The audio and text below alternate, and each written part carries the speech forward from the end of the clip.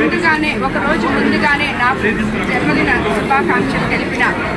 గిరిజన బిడ్డలకి, అలాగే తెలుగుదేశం నాయకులకి, కార్యకర్తలకి, నా సోదరులకి అందరికీ ధన్యవాదాలు తెలుపుకుంటున్నాను. అన్నిటికన్నా ముఖ్యంగా ఈరోజు ఇక్కడ మీకు అందరికీ చెప్పాల్సింది ఒకటి, నేను పాఠ్యపుస్తకాలు అందజేసేందుకు ఇందుకూరుపేట మండలంకి వెళ్ళినప్పుడు అక్కడ